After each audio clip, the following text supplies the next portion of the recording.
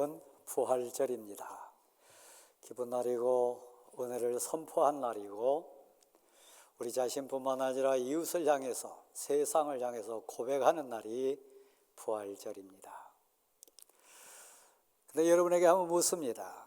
부활신앙, 부활믿음, 부활의 감격과 기쁨이 과연 가족에게, 이웃에게, 직장 동료들이나 우리 주위 사람들에게 담대하게 고백하고 선포할 수 있는 그 뜨거움이 지금 여러분 가슴에 막 용솟음 쳐가지고 들끓고 있는가?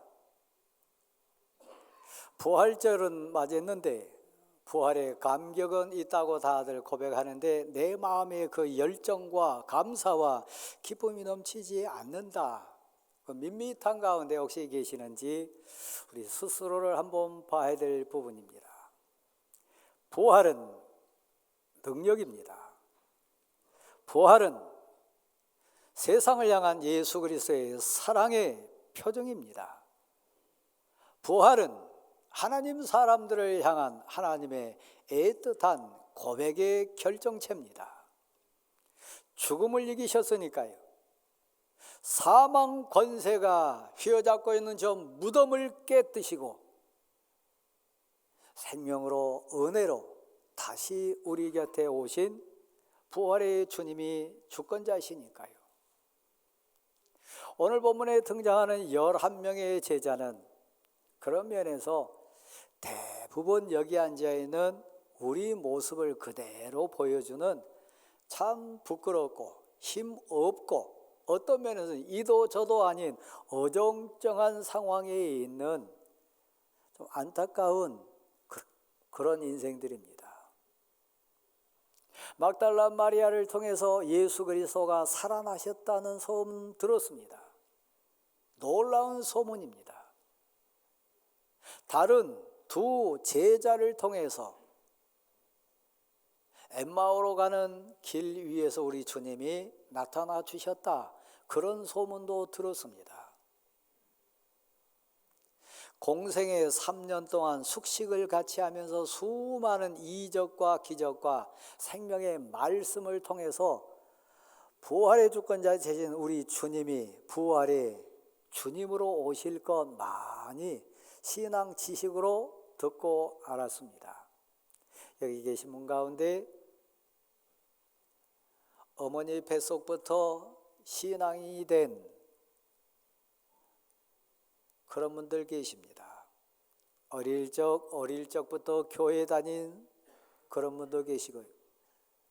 장로님, 권사님, 집사님, 또 목회자로 항존직 돼가지고 앉아 계신 분도 많습니다. 오늘 본문에 등장하는 11명의 제자의 모습 참 안 됐습니다. 부활의 감격이 없으니까요. 부활의 능력을 고백해내지 못하니까요. 부활 신앙에 걸어가는 인생이 아니라 오히려 부활하신 주님이 찾아오셨을 때 책망받고 있는 자니까요. 어미꾸지람을 하신 주님 앞에 창피해서 어쩔 줄 몰라 몸을 사리고 있는 그들이니까요. 소망은 여기 있습니다. 사실 우리 의지로나 우리 세상 지식으로나 다짐으로 안 되는 게 부활신앙 고백자가 되는 겁니다. 그래서 주님이 찾아와 주셔서요. 손 내밀어 주셔서요. 어줍지 않게 앉아서 일상생활 해가는 11 제자에게 사랑으로 다시 와 주셨어요.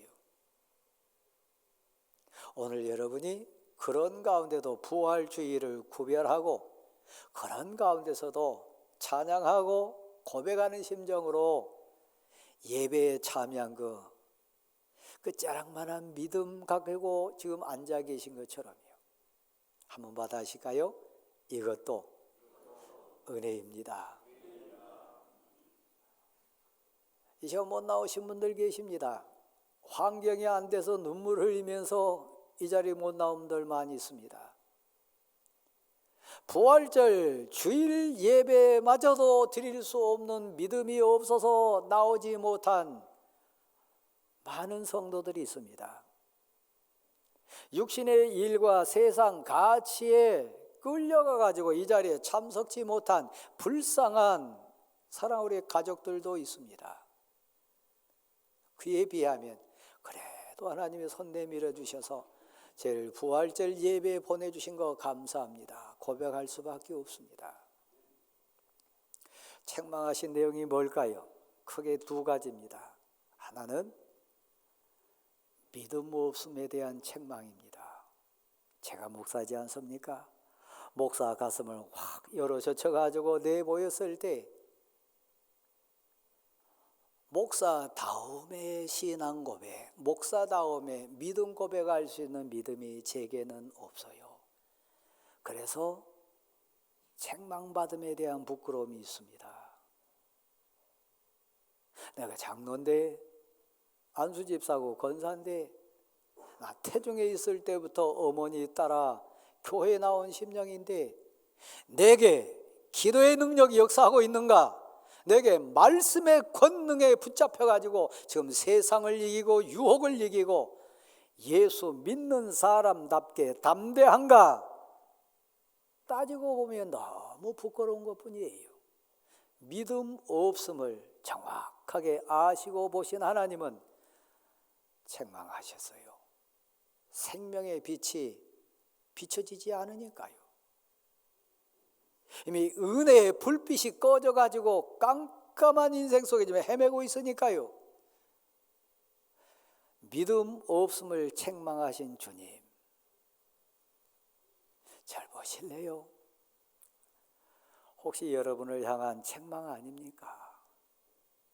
대동소이하지만 그럴 것 같아요. 그건 여러분이 알아요. 내게 믿음 없음을 용서하소서. 부활하신 주님이 오셔서 손 내미셨을 때 우리를 챙기시고 다시 한번 찾아와 주셔가지고 우리를 사랑한다고 고백해 주실 때 얼굴 들지 못하고 부끄러워해야 돼. 내게 믿음 없음을 주님은 아십니다. 하나님은 보십니다. 이게 소원이 있어요. 날 부활절 예배에 오게 하신 하나님, 이 예배에 참석토록 귀해 주신 하나님, 도우소서, 믿음을 더하소서. 그 사랑 끊이지 않게, 끊어지지 않게 은혜를 더하소서. 고백하는 이 예배가 될 수 있기를 간절히 소원합니다. 봄비 내린 후에 제가 목련 꽃나무 보니까 너무 탐스러운 목련들 달고 있는 거 봤습니다. 부러웠어요. 고난주간 지나면서 회개의 눈물 흘린 우리 성도 여러분이 있다면 그 회개의 눈물은 여러분 영혼밭에 뿌려져 가지고 탐스러운 믿음의 목련꽃을 피어내게 할 거예요. 고난주간 지나면서 하나님 날 도우소서. 날 위해 내게 소망과 생명 주시기 위해, 영원히 사는 생명 주시기 위해 고난받으신 거 제가 묵상합니다. 회개하는 마음으로 하늘을 보셨다면 여러분에게 성실하신 하나님, 여러분에게 부활의 권능으로 다시 찾아오셔서 부활주일 이곳에 나오게 해주신 하나님의 사랑이 여러분 인생에 믿음의 꽃 피워주실 줄 믿습니다. 믿음 없음을 용서하소서. 사실 그래요. 오늘 여러 예식 때문에 시간 제한이 있습니다. 그래서 저는 두 번째 책망 부분으로 그만 바로 넘어가겠습니다. 너의 완악함을 내가 보노라. 너의 완악한 그 불충성을 내가 아노라. 완악함은 감사가 사라진 마음입니다. 완악함은 은혜가 사라진 교만스러운 마음 상태입니다. 감사할 줄 몰라요. 감격이 없어요. 당연시 여겨요. 이 자리에 앉아 계신 여러분, 부활의 능력은, 부활의 선물은 단순히 육신의 환경에 그치거나 물질에 그치거나 이 세상 가치에 멈추는 게 아닙니다. 본질은 영원히 사는 영생에 있습니다. 11 제자에게 찾아와 주셔서 꾸짖으신 것은 사랑이셨어요. 찾아와 주셔서 다시 회복시키기 원하시는 주님의 사랑은 은혜였어요. 육신의 질고가 됐든지 물질의 망함이 됐든지 관계의 갈등이 됐든지 환경의 없어짐이 됐든지 여러분이 고난이라고 하는, 아픔이라고 하는 과정을 통해서 그 가운데 다시 찾아와 주시고 위로해 주시고 사랑을 주신 하나님의 사랑을 만났다면 그것은 하나님의 은혜예요.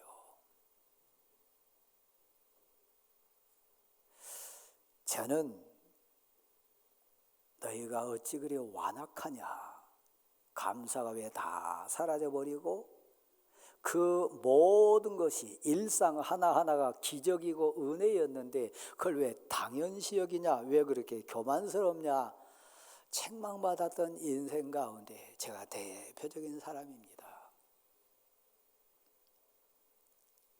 부활의 권능, 부활의 증거, 부활의 맛배기를 여러분 혹시 경험해 보셨습니까?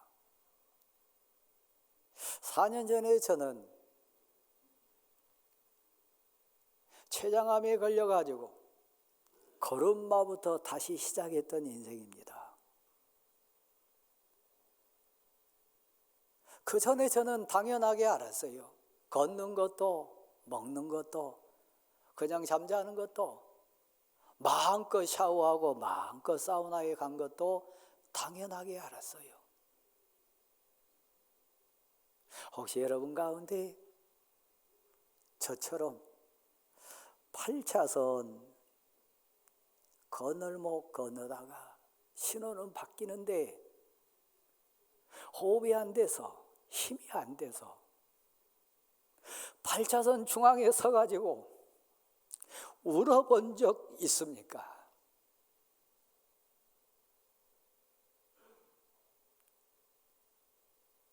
걷는 것 당연한 거 아니에요. 근데 우리는 감사를 잊었어요. 우리는 교만해서요. 내 힘으로 다 할 수 있다고 생각했어요. 그래서 저는 많이 울었습니다. 8차선 중앙에 걸쳐가지고 차들이 멈춰서서 얼마나 여러분 내 발로 걷는 것이 감사하고 은혜인지 아십니까? 내 걷는 것만 그럴까요? 제 처가가 평택입니다. 빨리 가면 1시간 안 걸립니다. 근데 저는 몇 달 동안 오랜 동안 그 처가에를 가지 못했습니다. 일부러 안 간 것이 아니고요, 못 갔습니다. 저희 장인 장모 2분, 여든이 훨씬 넘으신 분들입니다. 저는 그분들 5남매 맞사이입니다. 그분들에게 저는 그래서 좀 맞사이로서 의미가 있습니다. 애절함으로 저를 기다리셨어요. 그렇게 기도하셨다 그래요. 하나님 제가 80이 넘었는데 우리 강 목사 살려주시고 저 데려가세요. 간절히 기도하셨다 그래요. 저는 그걸 진심으로 받습니다. 진짜 그러셨으니까요. 근데 제가 몇 달이 지난 다음에 처가를 갔습니다. 제가 직접 운전을 하고 갔습니다. 우리 장모님 저를 맞이하시는데요, 저는 그 순간을 평생 잊을 수 없습니다. 춤을 추세요. 우리 사이 살아왔네. 하나님이 우리 사이를 살리셨네. 우리 사이가 살아왔네. 우셨어요. 춤을 추셨어요.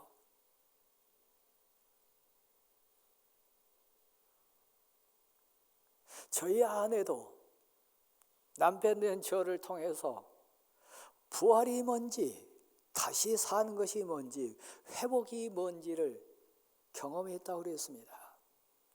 제가 6월 달에 수술을 받고 8월이 되었을 때 의사로부터 권면을 받았습니다. 선생님, 비타민 D가 필요합니다. 비타민 D는 햇볕을 쬐야 많이 생깁니다. 그러니까 햇볕을 좀 쬐세요. 밖에 나올 수 있는 상황이 자연스럽지 않았습니다. 추웠으니까요. 5리터 파카를 입고 아파트 공원에 왔습니다. 모자 뒤집어 쓰고 마스크를 하고 8월인데 5리터 파카를 입고 떨고 앉아 있었습니다. 살기 위해서요. 저희 아내가 짧은 티셔츠를 다림질하면서 울었다 그랬습니다. 하나님, 우리 목사님께도 이 짧은 티를 입을 수 있는 은혜를 주세요. 8월 달에요. 감사하게 저는 8월 달에 짧은 티를 입었습니다. 사랑하는 성도 여러분, 부활이 뭡니까? 회복이 뭡니까?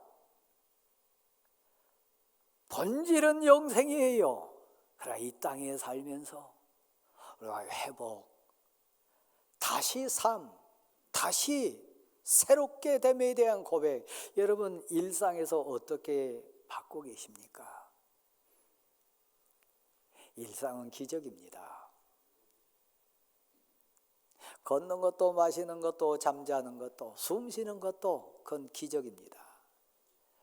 부활하셔서 사랑으로 찾아오신 주님이 책망하셨어요.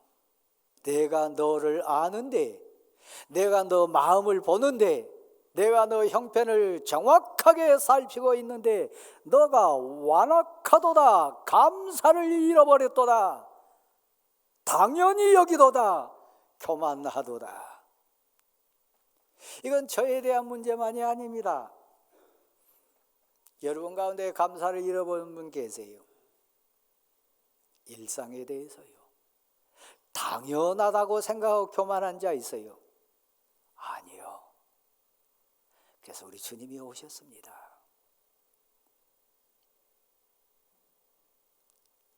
대왕교회 성도 여러분, 오늘 부활주일입니다.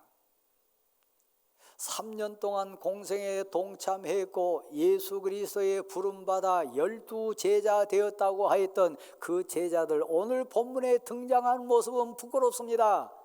부활신앙자들이 아닙니다. 능력자들이 아닙니다. 담대한 인생도 아니고요. 어정쩡하고 어줍지 않은 인생들입니다. 절 보세요. 기도의 능력을 체험하며 삽니까? 찬송의 감동이 여러분 가슴을 뛰게 합니까? 말씀이 살아 역사해가지고 여러분 길이 됩니까? 제가 봐서는 어줍지 않은 분들 대부분이, 그냥 봄 잡는 분들 대부분이 너희가 완악하도다, 너희 믿음이 없도다. 11명의 제자를 꾸짖었던 우리 주님의 음성은 오늘 설교자 음성을 통해서 여러분이 심령에 울리기를 원하고 계실지 몰라요. 너의 믿음이 그거밖에 안 되냐? 믿는 자냐? 부활신앙을 고백하는 자냐? 너희가 완악하도다, 감사가 없도다, 교만하도다, 하나님을 신뢰치 못하도다.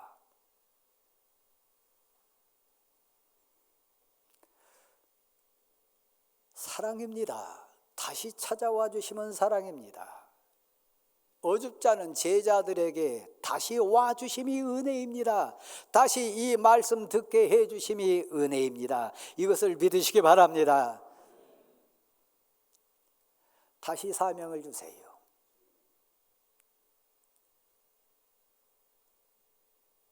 오직 성령이 너희에게 임하시면 너희가 권능을 받고 예루살렘과 온 유대와 사마리아와 땅 끝까지 이르러 내 증인이 되리라. 그 능력 주시겠다는 약속 주세요. 나는 이런 사랑을 받았습니다. 하나님이 이렇게 저를 사랑하십니다. 하나님이 나와 함께 하십니다. 가슴이 뜁니다. 고백할 수 있습니다.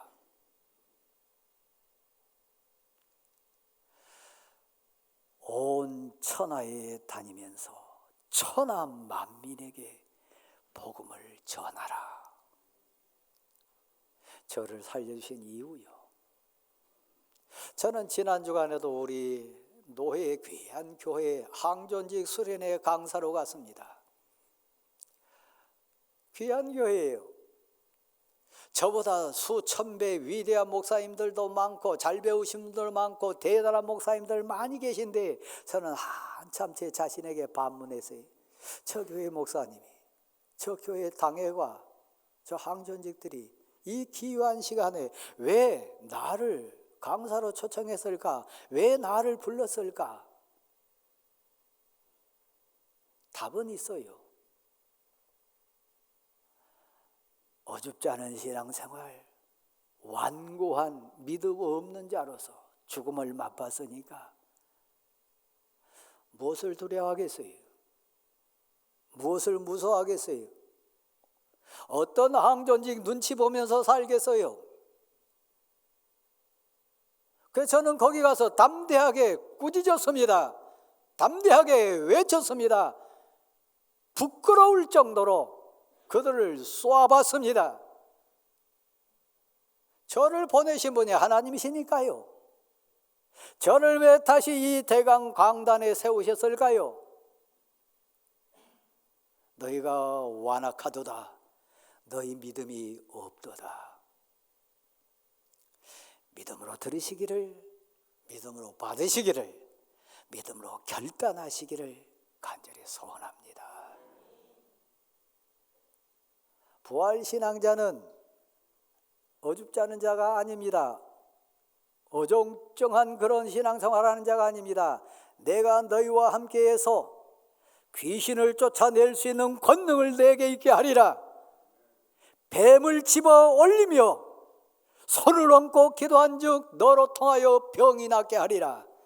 독을 마실지라도 너가 죽지 아니하리라. 부활의 주님이 주인이시니까요. 부활신앙의 능력은 그것입니다. 귀신을 물리칠 뿐만 아니라 병을 고칠 뿐만 아니라 새 방언을 말할 뿐만 아니라 독을 마실지라도 죽지 않는 생명력을 가진 자요, 이 사람이 여러분인 거 믿으시길 바랍니다. 신앙은 단순한 이론이 아닙니다. 신앙은 단순한 취미가 아닙니다. 교회 삶은 단순한 어줍지 않은 그런 공동체가 아닙니다. 살아계신 하나님, 믿음의 주권자 되신 하나님 앞에 고백자 되기를 원하신 하나님 앞에 우리가 와 있습니다. 저 손을 보십시오. 제 손에다 뭐 왕자 쓴 거 아닙니다. 제 손에는 표징이 있습니다. 제가 고백했던 눈물 어린 표징이 보이십니까? 혹시 빛나고 있습니까? 저는 일부러 오늘 찾아서 끼고 왔습니다.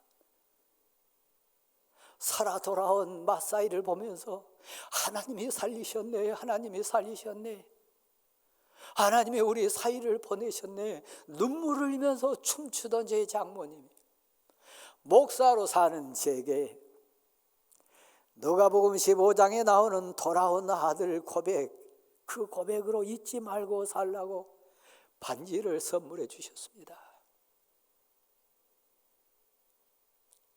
신앙은 고백입니다.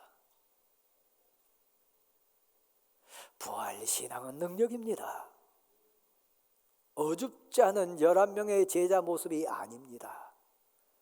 하나님이 살아계십니다. 죽음을 이기셨습니다. 여러분의 주권자인 거 믿으시기를 바랍니다. 이 고백으로 다시 출발할 수 있습니까? 저는 걸음마부터 다시 배운 사람입니다. 저하고 병원을 따라가 주셨던 우리 김이나 목사님이 어느 순간에 두려움과 무서움의 그늘이 쫙 그 얼굴에 맺히는 걸 저는 옆에서 봤습니다. 제가 토해낼 때 커피색보다 더 진한 토사물을 쏟아내는 현장에 그분이 계셨어요. 제가 직감적으로 느끼기를, 이 목사님이 내가 이걸 쏟아내는 거 보고 무서워한다, 두려워한다. 저는 봤습니다. 사랑하는 성도 여러분, 저만 살리셨나요? 저에게만 다시 걸을 수 있는 복을 주셨나요? 여러분 가족 중에 아픈 분 계시다면, 여러분 사랑하는 자 중에 지금 묶인 가운데 계신 분 계시다면, 회복시키신 분, 생명을 주신 분, 살리신 분, 부활의 주권자 되신 예수 그리스도인 것 믿으시길 바랍니다. 그분을 선포하십시오. 그분을 증거하십시오.